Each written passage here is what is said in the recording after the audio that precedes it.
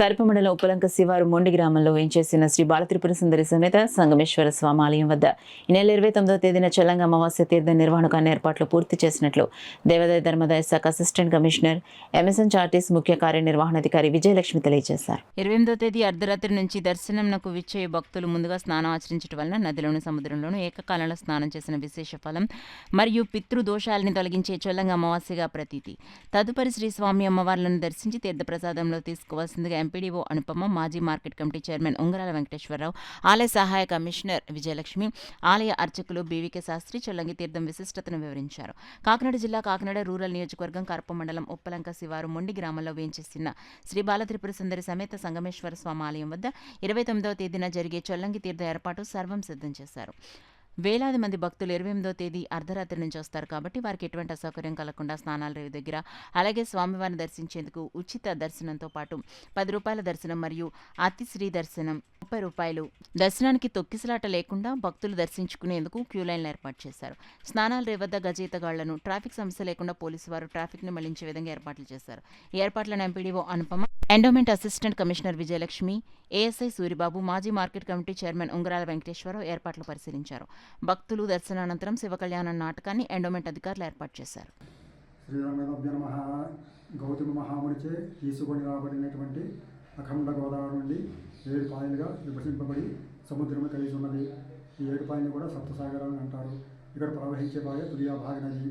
ఈ తులియాభాగ నదిని జమదగ్ని మహాముని తీసుకొచ్చి సముద్రంలో కలిపారని, అలాగే ఇక్కడ ఈ సాగరం వద్ద సప్త ఋషులు తపస్సు చేసేవారని, అలాగే రాముల వారి బాణం ఈ సాగరంలో పడిందని, బాణం పడిన చోట స్వామివారు వెలిసారని సప్త ఋషులు వాళ్ళ దివ్య దృష్టితో తెలుసుకుని ఆ స్వామివారిని వెలుపుకు తీసి ఇక్కడ స్థాపించారని పురాణాలు పెద్దలు పండితులు చెప్పడం జరుగుతున్నది.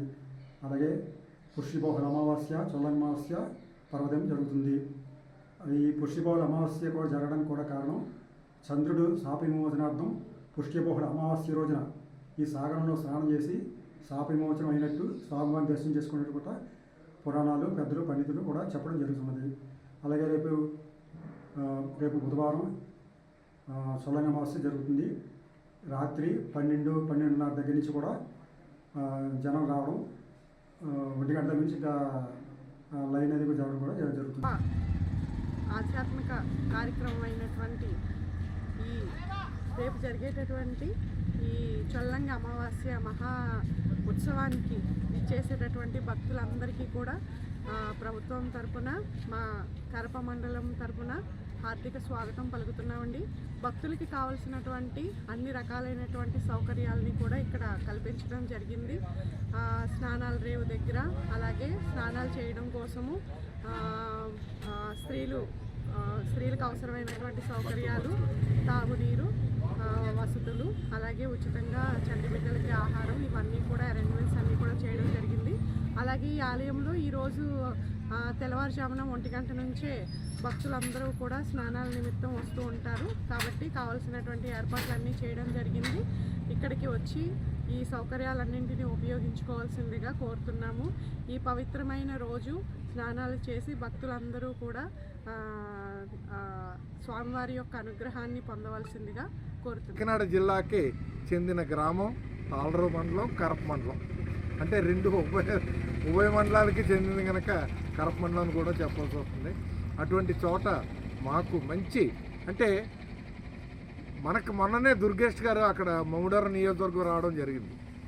కానీ నేను చెప్పేది ఏంటంటే పర్యాటక కేంద్రంగా ఈ చొల్లంగి మొట్టమొదటి కాకినాడ జిల్లా చొల్లంగి నుంచి పర్యాటక కేంద్రంగా తీర్చిదిద్దాలని నా అభిలాష. తప్పకుండా జరుగుతుందని అనుకుంటున్నాం. దుర్గేష్ గారు తప్పకుండా చేస్తారు. ఇది పర్యాటక కేంద్రంగా చేస్తే సప్తఘోష అనే మన గరికపాటి నరసింహారావు గారు ఆయన మంచి కథ రాశారు. అలాగే సప్త సాగరం, అలాగే సాగర సంగమం. అంటే ఈ మాఘమాసంలో, మార్గశిర మాసంలో ఈ రేపటి నుంచి ఈ కార్యక్రమం జరుగుతుంది.